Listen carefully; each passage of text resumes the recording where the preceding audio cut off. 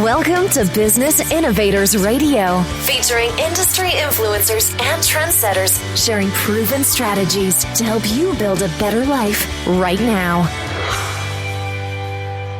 Hi, everyone. This is Tami Patzer, and I'm excited because I have a returning guest today, David Adelson. He is a lifelong healer, author, meditation teacher, artist, and inventor. David Adelson has spent decades studying quantum physics, consciousness, and unified field theory, developing more than 500 easy-to-use enhancers to reduce stress and increase success and joy in life.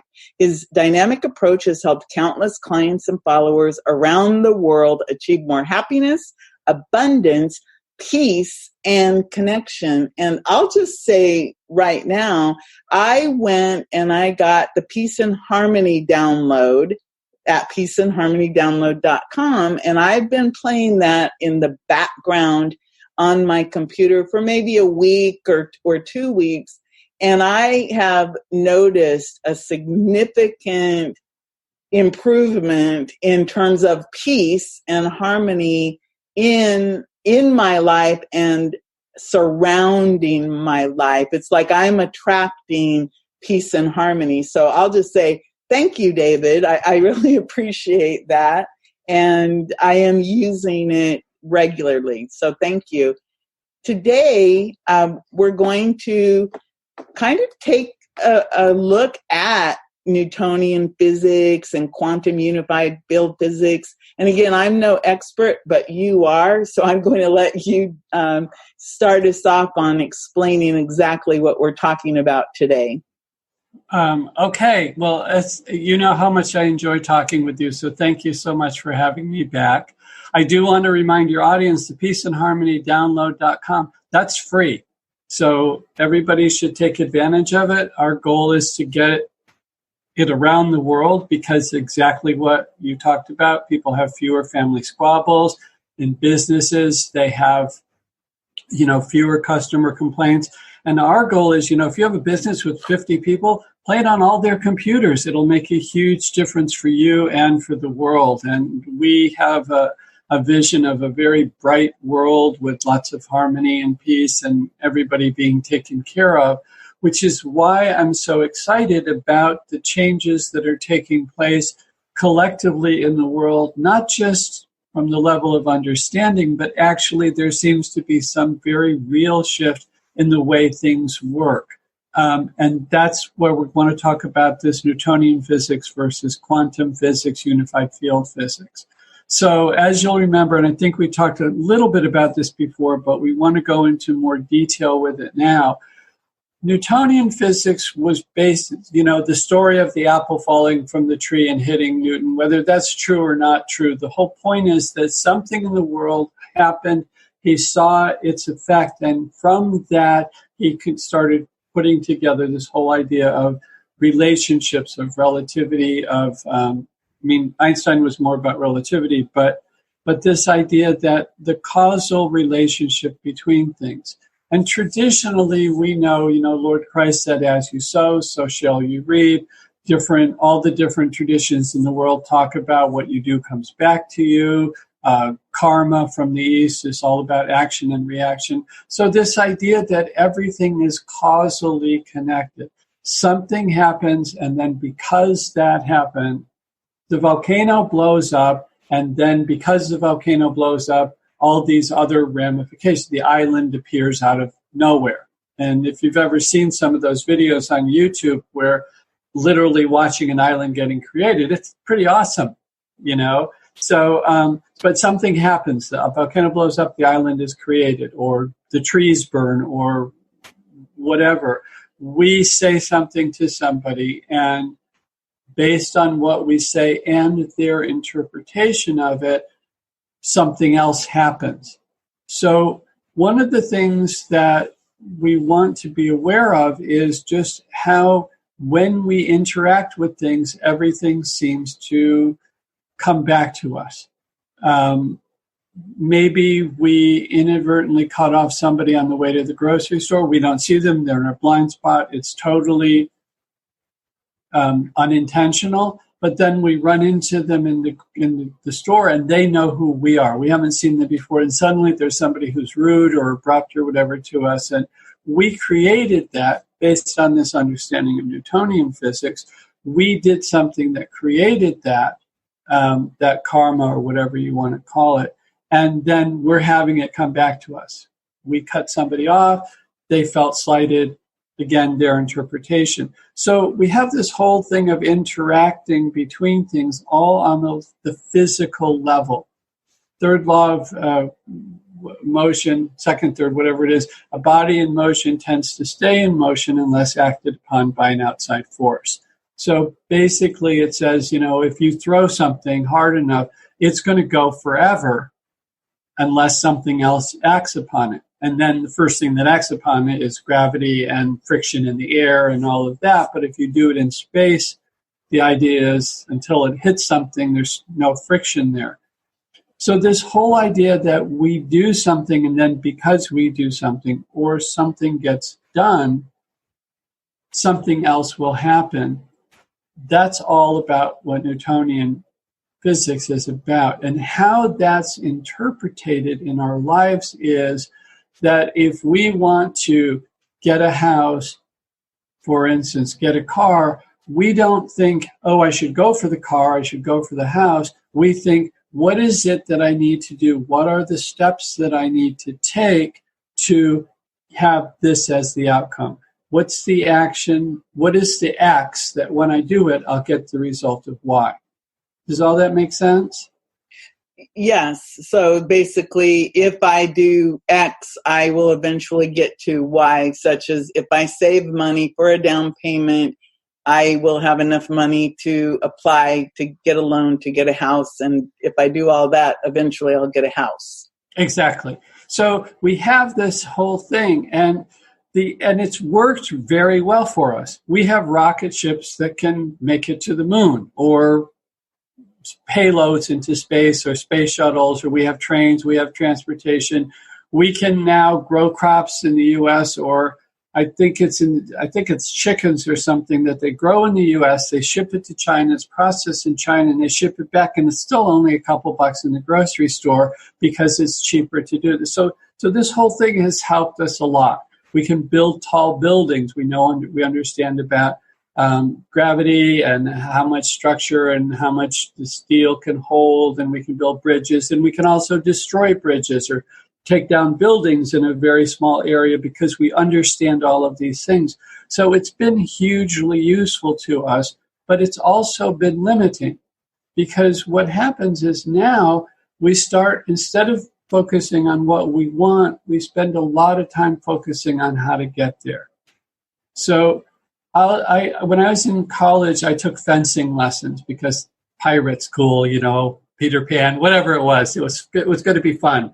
And so with one of my good friends, we did that. And the whole goal of fencing, first of all, is not to kill anybody. It's the sport. It's like soccer, get points. So the main way that you get points is you have your sword, or it's called the foil. That's a particular kind. There's other kinds. And they're rigged with a flat tip that when you press against it, it sends an electric current down through the sword, through your wrist, and a beeper goes off. So you get points when you tap your opponent.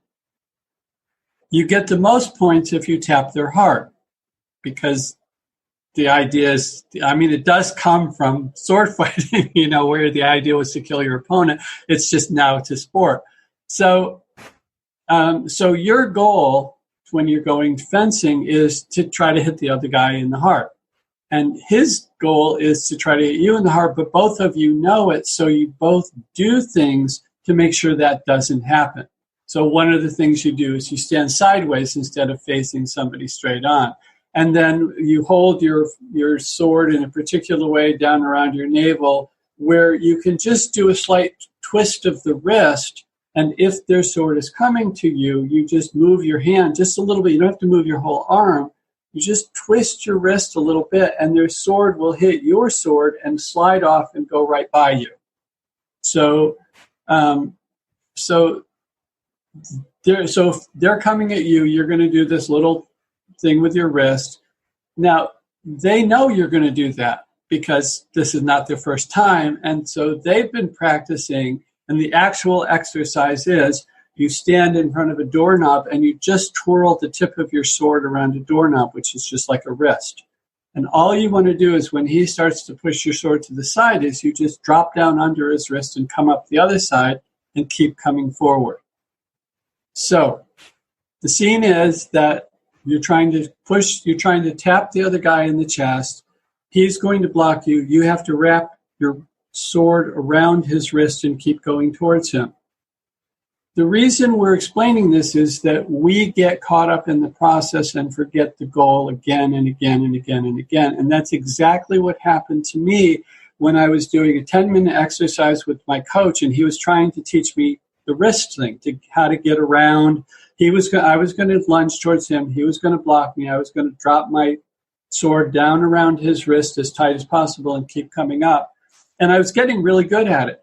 But 5 times during this 10-minute thing, he just threw his arms back up in the air, stuck his chest out full frontal to me, and he was a very broad-chested man, and just stood there.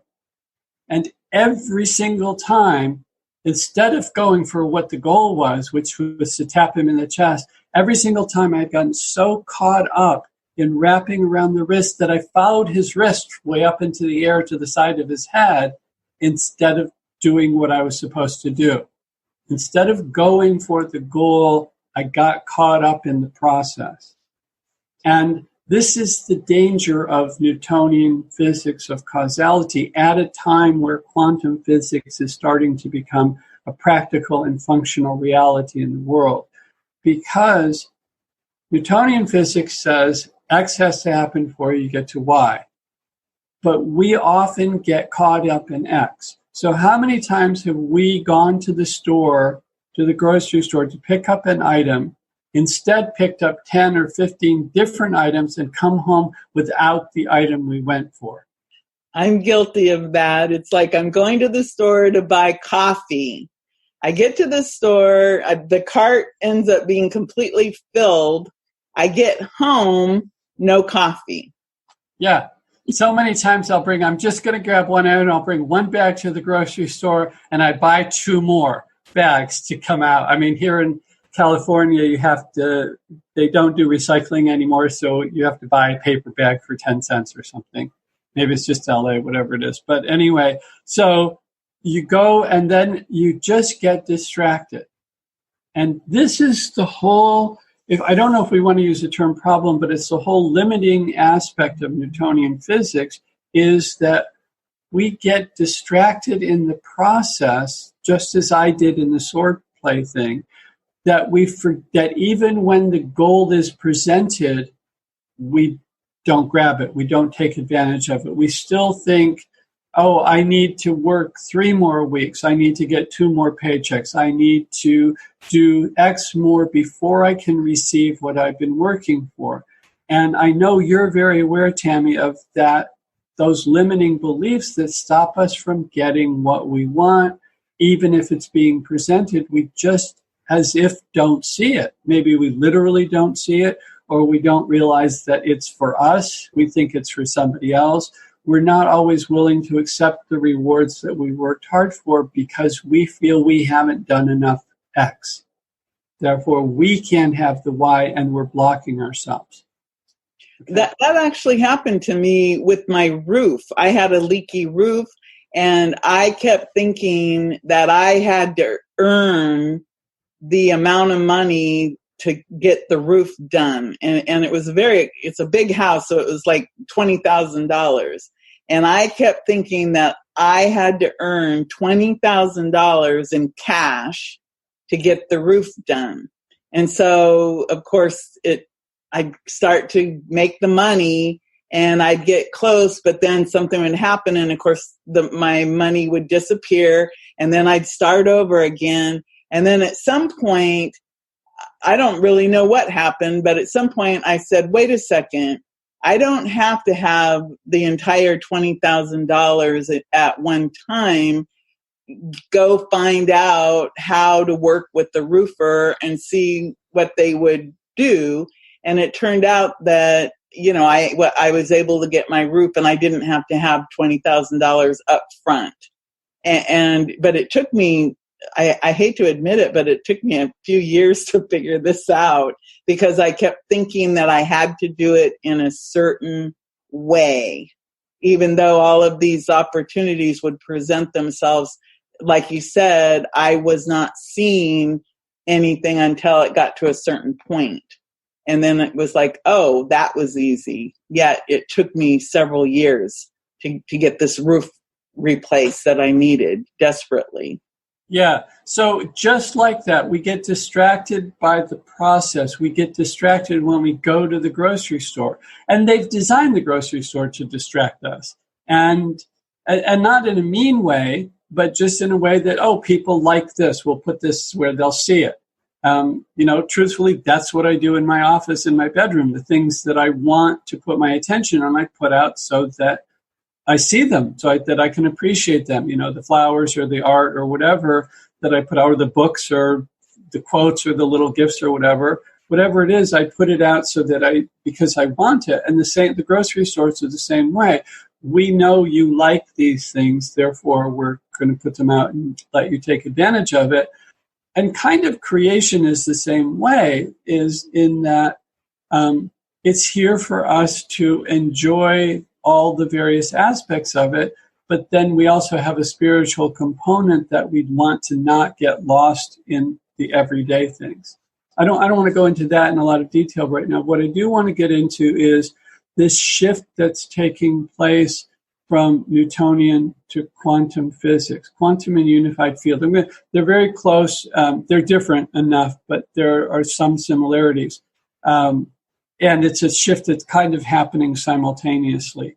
So one of the most fascinating things about quantum physics is that things happen in a completely different way. It's not Newtonian physics. So I don't know how many of your audience saw the Avengers movies recently with Infinity Wars and Endgame, but there's a situation that happens where Ant-Man shrinks down to the quantum realm, gets lost there for some... this might be a spoiler alert for somebody who saw Infinity Wars and not Endgame, so I'm just going to warn them. Something happens that he gets locked into the quantum realm for 5 years of our time, but he only experiences it 5 hours. The whole thing is very different. And the only reason I bring it up is just this idea that, the wind goes across the surface of the water and it has an effect, but we go 10 feet below the water, it's a completely different, as if laws of nature are functioning. So what you can do on the surface with you get a sailboat, you sail across the surface of the water. If you take that sailboat and drop it 10 feet under the surface of the water, you have very different experiences. It's water currents and not wind currents. You drown because you can't breathe. There's a bunch of things that happen. So in the quantum realm, one of the exciting things is that from our limited perspective, things happen for no reason. And things happen in a completely unrelated way. In Newtonian physics, if I tickle over here, it's going to laugh over here. In quantum physics, if I tickle over, in unified field, if I tickle over here, it could laugh on Mars. It could laugh thousands of miles away. It could laugh at some point in time in the past or the future, and not necessarily simultaneously. There are all kinds of really interesting things that happen, including the belief that the speed of light is the fastest thing, and that therefore that events can't be related that are farther away than the speed of light could travel. First of all, it's naive to think that the speed of light is the fastest thing that there is, but it's the fastest thing that they've measured, 186,000 miles per second. And what they have believed is that if an event happens in Tulsa, that only things that are closer than the speed of light could travel can be affected by what happens in Tulsa. but they've just found, I don't remember the exact term of that, but it's kind of like twin stars that are in completely different galaxies. There's some kind of pulsar, some kind of something stars that they have found that when something happens to one of them, it happens to the other one, and they're literally galaxies apart, and it's instantaneous. So they suddenly are now saying, well, how can this be? How can it be that something that's way farther away than the speed of light would take years, if not decades, to get between them, and yet they're responding to what's happening on the other one? One affects the other one affects it back, so we're starting to see that things can be affected in a way where space and time doesn't have relevance. That, again, one of the things that I just said is you can tickle unboundedness over on the right, and it laughs in the past, in the future, in the present, but far away. So this idea that so what happens is we don't know of the relationships that happen in the quantum realm. Things happen apparently independently. So for no reason, a photon can pop into existence. A neutron, electron can pop into existence in the quantum realm. From our perspective, which is admitted limited human perspective, for no reason whatsoever. It can then travel backwards in time, and then it can split up. So one of the things that, Feynman talked about and some of these other people talked about back in the 70s is once you start to understand this, the whole universe could simply be one photon moving backwards and forwards in time and coming into and out of existence, and it's painting the whole canvas of the entire creation. That one photon is doing this. In the quantum realm, that becomes a possibility. Now, the practical application of all of this very abstract stuff is we don't have to do X to get to Y anymore. If from the quantum realm something can just pop up, we can just fix our roof. We don't have to go through the process of figuring out how to get the money. We don't have to, just as your experience was, Tami, you don't have to go through the way that you think you used to. We don't have to do it the way we used to do it. And not only that, the new ways of doing it are far more effective. So in Newtonian physics, if we walk into a dark room, we have to find something that's causing the darkness, and we have to find the darkness. We have to find the source of the darkness. Is it coming out of this hole? Is it coming from this corner? Where do we find the darkness? And then we have to deal with the darkness and remove the darkness to get rid of it so that we could have light in the room. And in this analogy, that's Newtonian physics. We have to find the cause of the darkness. But in quantum physics, we just flip the light switch and the light comes on. We don't have to deal with it at all. We don't have to get rid of the darkness to have light. We just introduce the photon comes into existence for no reason. We just flip the light switch. Does this make sense? Well, it's pretty deep. It does make sense, but I'm thinking to myself that this is all new information for me. And I imagine it is for some of our listeners, and then some of our listeners probably are well versed on this. But it's fascinating to me to think about how limited we are in our perceptions of what is and how we see things. Just like me thinking, and the only way to get a new roof is I have to work hard and get money to do it. But that may not even really be the case, but that's how I perceived it. And that it's just like what you were talking about in another conversation about our being able to manifest things. But I like the concept of being able to just literally flip a switch and we're able to change things. Yes, to solve the problems. And that's what's exciting. Yes, a lot of the stuff that we went through is very abstract, but the benefit of that is the practical application, which is, and I'm just going to say it very concisely, I want what I want and I get it. I want what I want and I get it. I don't have to want what I want and figure out a plan and go through all the steps. I just want what I want and I get it. And little kids get this. Little kids get things all the time. You know, when my son was 2 or 3, we went into some store, and right past the checkout, when we went in, there was this big display of stuffed kittens. And especially big for him, it's this big thing that took the end of an aisle and a couple things. And as soon as he saw them, he just walked up to them. He picked up one, he put it back, he picked up a second, he put it back, he picked up the third, he put it under his arm, and it stayed there for 2 years. And when we went to leave, he didn't even know to ask for it. He didn't have any concept of money or paying for it. So he went through, and I just paid the cat person. I said, he got one of those, and she rang it up. And he went out to the car completely oblivious to it. And he carried it with him wherever he went for a couple years.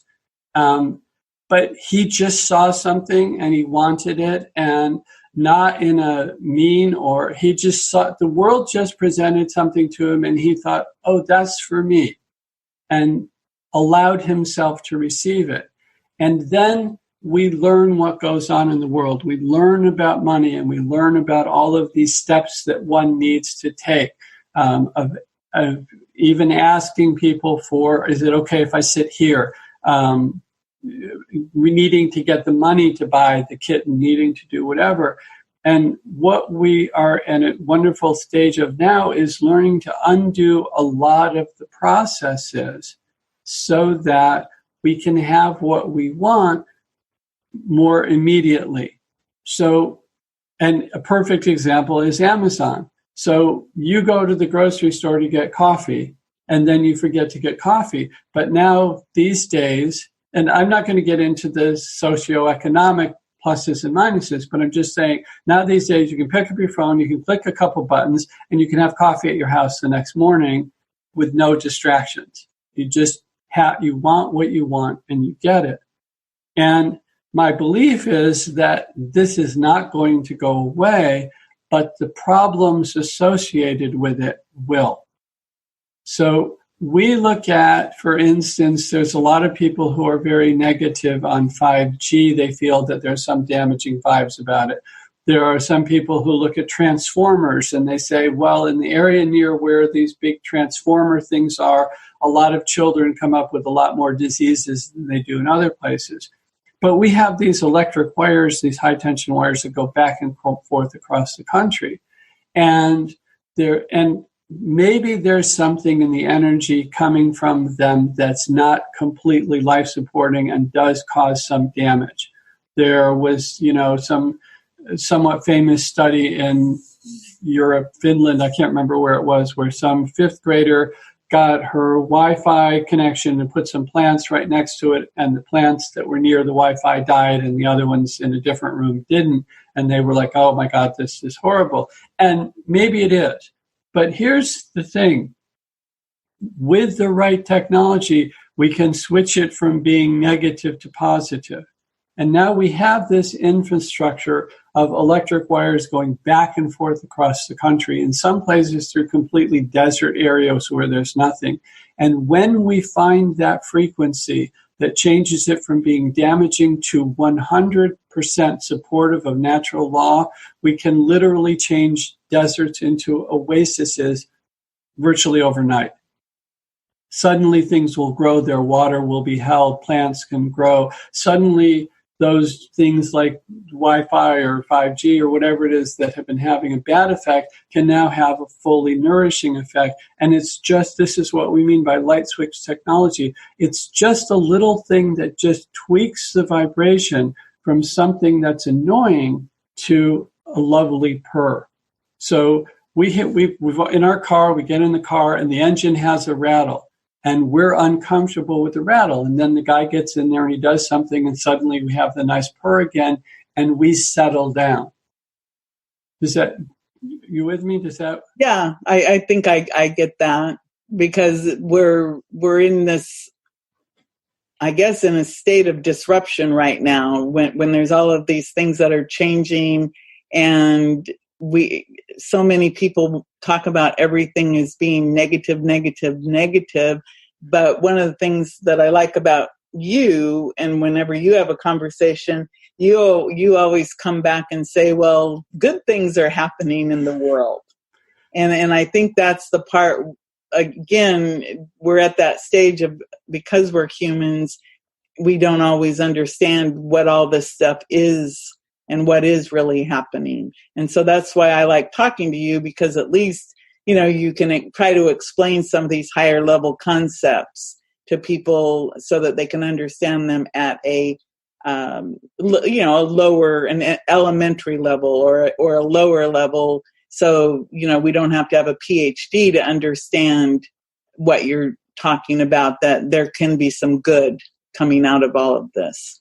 Yeah, and the fun thing is you don't need to understand it at all, but again, it's the practical application, the understanding that which appears to be negative. And we were actually talking about this just before the show, where you were saying some things that people have that they can be upset by or they feel is a negative thing can in fact be something that leads to something positive.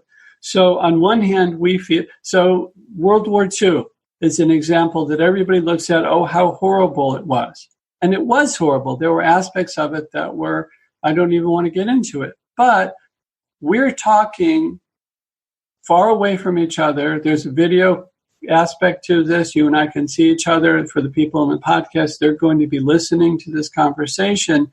That technology at the level that it's available today would not be available had we not had that problem, that situation in the world. So much good has come out in the form of medicine, especially in the form of communication. We all have, most of us have phones that we can carry in our purse or in our pocket or in our hand that have more computing power than they used to get the rocket to the moon in 1969. Way more computing power than that ever had. And we have these things because of the advancements and the focus that happened in the terms of creative energy and how to make things effective and make them in a cost-effective way that made them do what they wanted, that happened during World War II, and then the rebuilding that happened afterwards. So we live a level of luxury and a level of comfort in the world right now that is unheard of in the past, and it happened because of this horrible thing. So many times, it's the bad thing that gives rise to the invention that, oh my God, we need this. If we don't want hurricanes anymore, we have to not want them, and then we can create a technology whereby that can take place. And we've actually, the piece that we talked about, the Peace and Harmony program before, we have bigger and bigger and bigger units of them. And one of the things that we want to do is get them around the world, because we feel a lot of the natural disasters and a lot of the effects and the benefits of these new technologies can take place if we get enough of these devices in the world and we take advantage of this technology and what this means. So I know you and I are both a little tight for time, but I want to tell you this one story, if I may, of what happened in, I think it was 1978 or 79 in Los Angeles. So some of the work that I have done is something that came from things that I experienced as a meditation teacher and going to Maharishi University of Management in Fairfield, where I studied physics and quantum mechanics and writing and all these other things, math, biology, all the normal stuff. But there's an advanced, many people have heard of the TM program, which is a great meditation technique. There are many good ones out. It's the one that I fortunately found when I was fencing back in college. And there's some advanced techniques for that are available, a more developmental program to just get more mind-body coordination and mind connected to the unified field, to source, to whatever we want, the big capital S self, whatever Lord Christ called it, the kingdom of heaven within. So there's these techniques, and they had done some research that found when they got large groups of people together that it did affect things like the weather and the economy and the number of accidents that would happen. There was actually a study in Israel done in the mid-70s where they had a group in Israel, and they got so good at they could predict the number of war deaths that would happen based on how many people made it to the group practicing this. And it was such a good study that study itself became, in England, that was used as an example of how to make a good study in a course that taught how to do PhD level research. So so what happened in 78 in LA is that at this point, Los Angeles, smog was a very real deal. On every weather report, they always gave you the smog report for people who had problems with allergies or whatever, asthma, that these are days you can't go out. And it was very regular. There would be weeks at a time where you couldn't go out and stuff.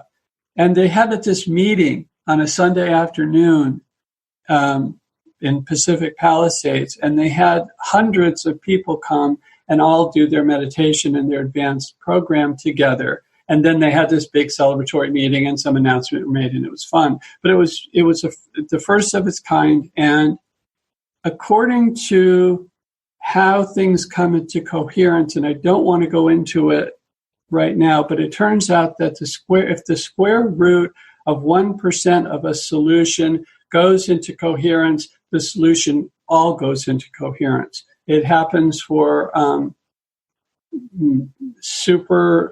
there's metals. It's the things that happens with a current, electrical current, when you get a certain percentage of the metal to go, the square root of 1% of the atoms in the metal ring to become coherent, suddenly the whole thing shifts into coherence, and you can run an electric current indefinitely. Fluids become superfluids, which have all kinds of qualities. We won't go into all of these right now. But the idea is that there's a very big and dramatic shift, and it's based on the square root of 1% of a given population, the number of atoms, the number of electrons, in the case of LA, the number of people. And the key number in LA was 140 something, but 240 some odd people showed up at that event, and they met and they had a great time, and things went well, and nobody thought much about it, and everybody went home, and nothing happened. No rain, no storms, beautiful night, just like other nights had been. But the next day, the U.S. Weather Bureau came out and said, all the laws of nature are in perfect harmony. The air has never been clearer in the history of LA. So, and I was walking home from work in the middle of the afternoon with some friends, and they were giddy. And one of them was just saying, I can't stop laughing. I don't know what's going on. And I said, it's oxygen. You can breathe. And she was like, oh my God. Now, the reason that I find this story exciting is it's taking advantage of these quantum mechanical principles of how they work, of unified field principles, and it's flipping a light switch. Nobody addressed the smog. At the same time, I saw a newspaper article where, because smog was so bad, Mexico City, and I saw a drawing of this, were seriously considering putting huge fans around the mountains with blades that were a mile long to blow the smog somewhere else. That's a Newtonian solution to the problem. But now here we have another solution where the smog completely dissipated without addressing the smog at all, but by this quantum field effect, unified field-based effect. And so a lot of the programs that I've created are modeled after that. The Peace and Harmony program was like, wait, if we can do that, what can I do? What can I create that will have a similar effect? And that's how we created the Peace and Harmony program and its bigger cousins, if you will. Wow, I could listen to you all day. And everyone, make sure you go get the free download, Peace and Harmony download.com. And like I said, I downloaded it. I've been playing it in the background. It's silent, so you don't know it's playing in the background. But something happens that makes you have peace and harmony. And it's, again, I'm just my own personal experience. It's something happens internally, but also externally. I've been doing a lot of speaking, and again, I've been asked to speak twice impromptu, and both times what came out of me was exactly what the audience, I guess, needed to hear. And it was funny because I wasn't consciously thinking about peace and harmony, but out of my mouth, I did talk about peace and harmony. So that's how I know that it's affecting me, because I'm using language that I might not normally use. So I really appreciate that, David. And I really do want everyone to go to peaceandharmonydownload.com, because it's beautiful. It's free. You just push the button. It's a video, plays in the background. And I think it's like 3.5 hours of continuous play. So you don't really have to pay attention. So, yeah, and thank you for that. And I appreciate that, because we do feel that a lot, just based on this example of clearing of more peace and harmony in your life and the lives of other people who have used this program, of clearing the smog in LA, that we start to see that utilizing these quantum level programs, these quantum level tools, we can literally want world peace, want prosperity for everyone, want health for everyone, and suddenly they become plausible. It becomes possible to recognize that very quickly someone is going to find that switch that's going to change the transformers and the high tension wires to be completely nourishing, to that plants and people and babies will flourish near the Wi-Fi towers or the cell towers or whatever, and they're going to see that. It's literally going to become, oasis gardens, excuse me, and it's very exciting when you think about the possibilities of what this world can become very quickly, when all you have to do is flip a light switch, and you don't have to do X to get to Y.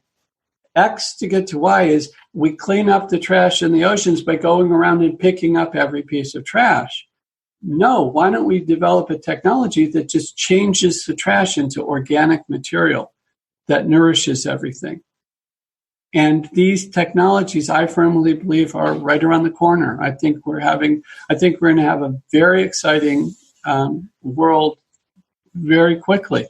Very quickly, things are going to be amazing. So, well, like, again, talking to you, it really does bring a lot of hope to the world. And so often people are all full of the gloom and the doom, but I'm really happy to talk to you, because it's like peace and harmony, and you bring that hope and that light that, think about it, with the flip of a switch, everything, the pollution, the worries, the smog can actually be changed. And like you said, desert into oasis. And I think that for this conversation, we'll end it on that note, but remind everyone to go get your free Peace and Harmony download at peaceandharmonydownload.com. So thank you so much, David. I really enjoy talking with you. I always have a great time, Tami. Thank you so much for having me. And I suspect we'll talk again soon. Yes, we will. And I'm pretty sure that the listeners are like, they can't wait to hear, what are they going to talk about next time? And so I'm really looking forward to that. So everyone, this is Tami Patzer. Go make it a beautiful day. Thanks for listening to Business Innovators Radio. To hear all episodes featuring leading industry influencers and trendsetters, visit us online at businessinnovatorsradio.com today.